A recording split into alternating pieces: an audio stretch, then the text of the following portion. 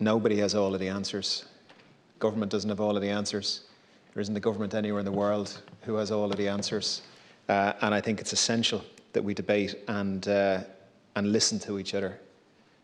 Because ultimately, we're all trying to achieve the same thing here. We want to keep people safe. We want to keep people out of hospital. We want to keep people alive. And we want to try and open up normal life in our country as much as we can, because the toll on people, the toll on life, the toll on health, the toll on mental health, on isolation, on loneliness, has been brutal.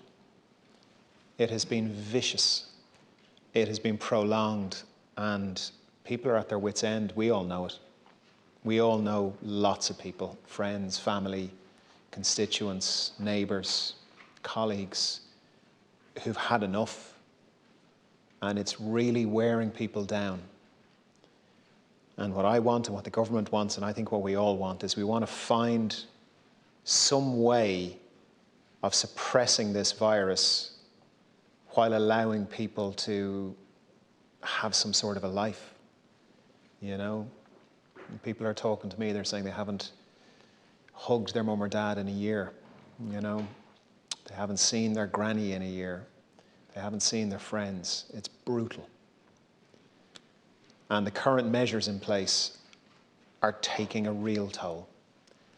And the great challenge we have, and the great challenge every country has, is the very things we all need to do, which is meet people, meet up with friends, play a bit of sport, go and see a bit of live music, whatever it is, go to a friend's house, go to the pub, whatever it is. But these are exactly the things that this virus needs to replicate. And it's harder now than ever for a few reasons. One is that people are tired, and people have been left in an awful state, a lot of people. Mental health with isolation, economically people have lost their jobs, their businesses. It's been brutal. So that's part of it, is we're a year in now and we're facing this. And the second part is the variant, which now pretty much is all new cases. It's well in excess of 90% of new cases. It's like dealing with a different disease. It's much more contagious. And it turns out it's more severe. So the data from the UK shows it causes significantly more hospitalisation and death. And it needs just the slightest opportunities to spread. And that's what we're dealing with. And we can all hopefully leave as much of our politics as we can outside the door, because ultimately that's all this is about. That's all anybody is trying to do here. So I want to thank colleagues for the debate, and long may it continue.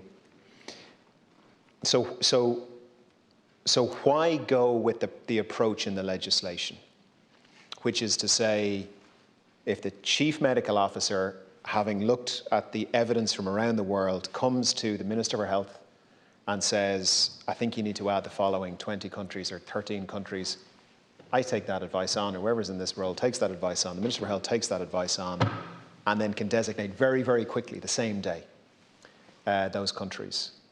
Why do that rather than the alternative which is being proposed by some senators and some other political parties, which is essentially just do it for the entire world? Why? Because behind that proposal is zero COVID, and Senator Batchik has referenced it and referenced the independent scientific group, and zero COVID was referenced in the Dáil as well. And for what it's worth, zero COVID is a very seductive idea. And we look at New Zealand and can we not just have that? Can we not just stop people coming into the country and we can all go about living our lives? Can we not just have what New Zealand has? Because, dear God, what we have now is very tough. So that really is part of the question. The answer that I've got from the Chief Medical Officer, from NEFIT, from various experts, and I accept there are highly credible people on both sides of this, is that it doesn't work in Ireland. that New Zealand is an island 3,500 kilometres into the Pacific Ocean that wasn't dealing with a more contagious variant, that got down to a very low level and was able to successfully implement it. And Australia did something similar, although actually they had waves of it, one of the waves coming from their hotel quarantine facility. So one of the things we have to be very cognizant of as we set it up, right? Now, just a few points then on why not pursue zero COVID. Senator Batchik has repeatedly used the phrase an aggressive suppression strategy. I would argue we have an aggressive suppression strategy, but why not go zero COVID? Well, in reality, if you line up what we are now doing, including with this legislation, with the policy measures that are zero COVID, there's not a lot of difference between them at this point. There's really not. The main difference is time. And so for anyone who is advocating zero COVID at this point, any of us, and as people in my own party are advocating, like lots of people are kind of sick because everyone's sick of what's going on and saying, well, can we not just do that? Wouldn't that just be great? Yes, but here's what it would require. It would require keeping the level 5 measures in place now for months and months and months and months, right? I don't know how long, but September, October, November. It would require not opening the schools. It would probably require going back to a 2-kilometre measure for our homes. It would require a lot of enforcement. It would require no construction, no education, no businesses. Those little bits we have, the little coffee shop where you can get your coffee on the way to, on your walk, none of that. No sports, no arts, nothing. We would have to get everybody to basically go home, except the most essential workers, for months and months and months and months, right? To begin zero COVID, to get to the starting point of zero COVID, that's what would be required. Now, compare that to what's going on in the country. So the data we have is that people are finding it harder and harder to comply. One of the most important measures we watch for whether or not we're staying on top of this is close contacts. Close contacts went down to 2 in January. It's now 2.6. And it's gone up. The last 5 weeks, it went up by 0.1 a week, and then this week it went up by 0.2. So it's gone from 2 to 2.6. The R number is now close to 1. It's still below 1, but it's much closer to 1. The mobility data is moving, and everybody who's on the road knows it. We can see more traffic. And it's getting warm. It's March, and then it's going to be April, and then it's going to be May. So I don't believe it's possible to get everybody to stay at home. Close the schools, close the colleges, close the businesses, close everything till, who knows, July, August, September. I don't know. And nobody knows, right? But think about the severity of the measures we already have in place. Almost nothing is open. And we all know from Professor Nolan's work that the case numbers, while they fell incredibly quickly, then have kind of plateaued, right? And while we're seeing a massive reduction in the healthcare settings, we'll see community infection begin to rise. So my view is that zero COVID, while it has worked for New Zealand, no question about it, and we'd all prefer that level of disease prevalence in the country, that based on just what's required to get there, and based on the current level of compliance with level 5, the public health advice is that it's just not possible, no matter how much people might want it, and particularly with this B117 variant, because it's so much more contagious. So what I said to my own political party when this was discussed at our own parliamentary party meeting, what I would say to my colleagues here is the public health advice is it's probably not possible, but for anyone who would like to try and get there, you'd have to stand over even harsher measures than we have in place right now, potentially right through to the autumn. And if that's what people are proposing, then fair enough, right? But that's what's required. The idea in the Dáil, I heard certain members of the opposition suggest you could get there in 4 to 6 weeks. Nonsense. Not a chance, could you?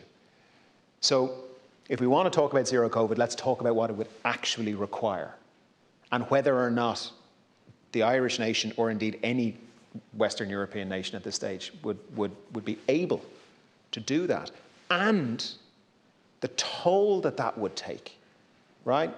Non-elective healthcare, wouldn't be much of that going on either, right? So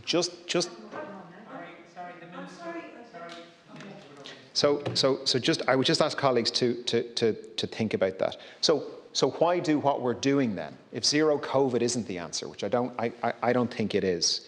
The advice I have from the Attorney General is that this must have a proportionality test, you know, because this is about depriving people of their liberty for 2 weeks in a designated facility. It's a very serious thing to do. And there needs to be a proportional test to it. And the second is it's public health led.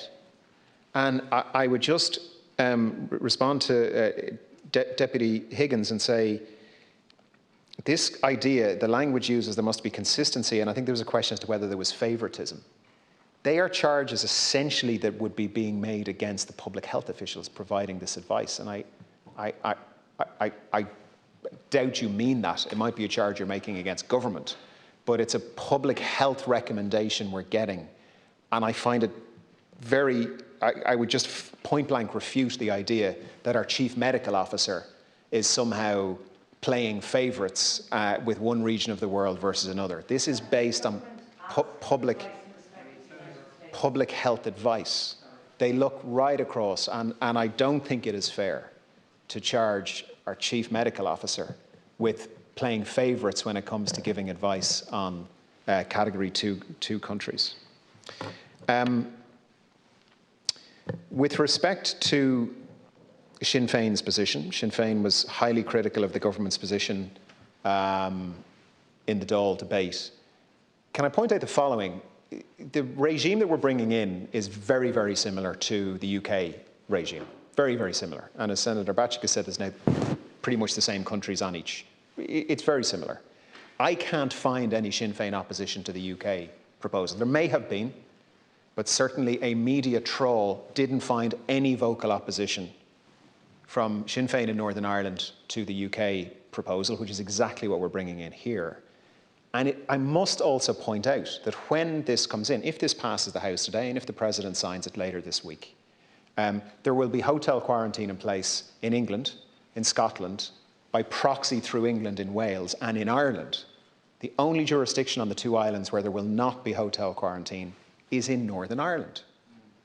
And I think Sinn Féin maybe should reflect on that and see if that's something that they might want to engage with their coalition partners with in Northern Ireland, because it is a gap in the biodefences for the two islands. A charge has been made repeatedly that this is better late than never. And I just want to reiterate, I have a briefing table here from the Department of Foreign Affairs, which I'm just going to very quickly give the House the highlight on. But this will be the most comprehensive system of quarantine anywhere in the European Union. So to make a charge against the Irish government to say, well, this is too late, we are moving first in the European Union. We'll be the only country in the European Union with this. So it's simply not credible, I think, to suggest that this is sort of better late than never. So mandatory quarantine in a hotel or a government facility. In other words, in a designated facility. Austria, Belgium, Bulgaria, Croatia, no. None. Cyprus, yes, but only from the UK.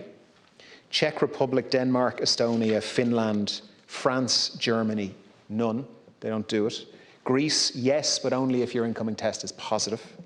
Hungary, yes, but only if you're arriving from the UK. Iceland, only if there's no alternative. So if you can go to your home, you can do that. Italy, Latvia, Liechtenstein, Lithuania, Luxembourg, Malta, Netherlands, no. Norway, yes. from high-risk areas, but if you have a home in Norway, you just go home and you do the home quarantine, which, remember, we have as well. Poland, Portugal, Romania, Slovakia, Slovenia, Spain, Sweden, Switzerland, no. And then the UK, yes, pretty much the same as ours. So that's where Europe is.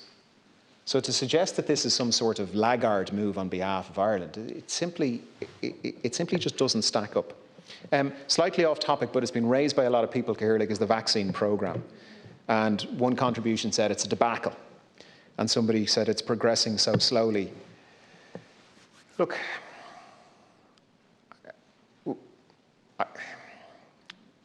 we would all love it to be moving at the speed of the UK. We're just going to have to accept the UK is not in the EU. We're part of the EU. Through that, we have managed to advance purchase 18.5 million doses, which we would not have been able to do outside of the EU. So is the UK ahead of pretty much everyone, the UK and Israel? Yeah, they are. We accept that. That is the case. But within what we can control, which is within the EU, we've consistently been one of the fastest rollouts in the EU, consistently. And not only that, but we're prioritising our highest risk people first, which takes more time and more effort. It's more complex. And, you know, I just want to say a word in defence of the people who are rolling this out. The HSE is working 7 days a week on this. We have covered the long-term residential care facility. We've made huge inroads in cohort 2, the healthcare workers. Cohort 3 has obviously started, and there's now been a prioritisation for very high-risk underlying condition for patients with conditions that put them at very, very high risk. And the country needs a bit of hope. Everybody needs a bit of hope, and that hope is the vaccination programme.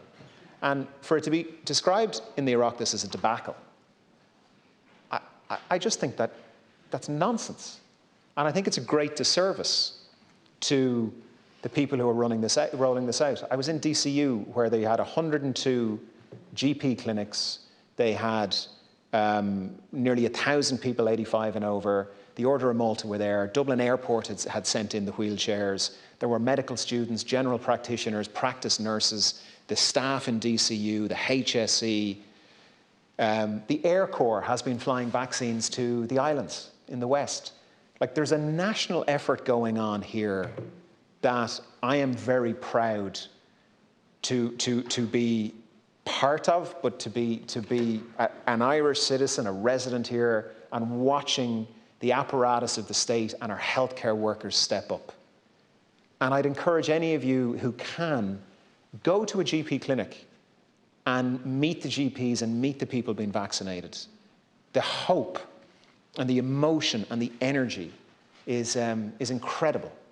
And so I would just encourage people to take a look, because of course it's not all working perfectly.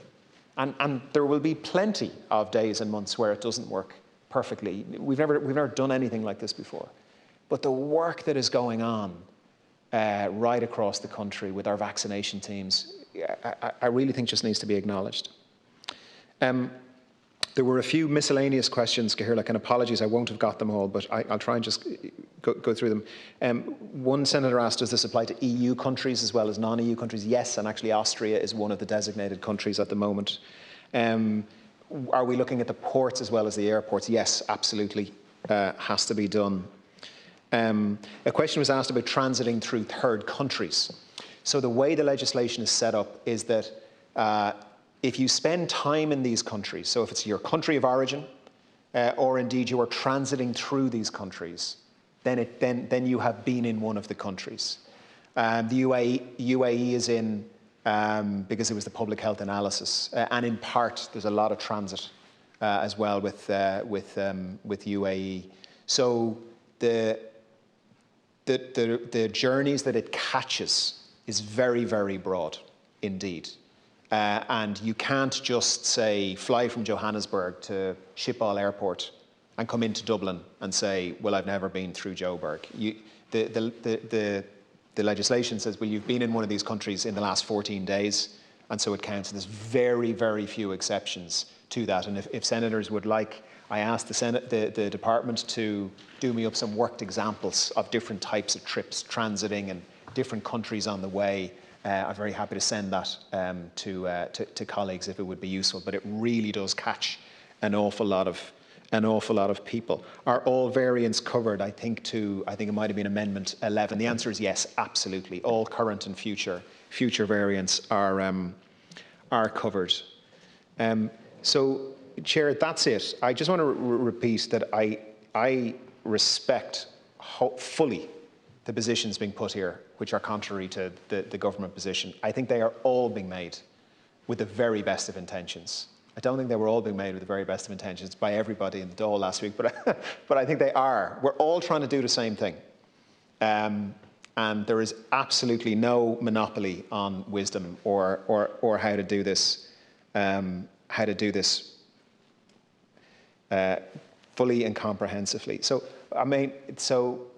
Senator Bacic said to me, would I accept the amendment? I won't be accepting the amendment for the reasons that I've laid out. But my ask in turn would be, don't press a vote on the amendment. The debate has been had. I respect your views. My view, for what it's worth, is the Irish people need to see unity from their politicians. I think some of what happened in the Dáil last week was politics. I spent 10 years in exactly those seats, so I'm not averse to it myself. But taking photographs of the voting monitors and sending them around social media and saying, well, the government has left you all at risk after the vote, I don't know. I think the more unity we have after the debates, the better. But obviously, it is in no way my right, or would I suggest it is in any way. People will call whatever votes they want. They're perfectly entitled to do that, and that is what it is. But that would be my counter ask. So thank you, Chair.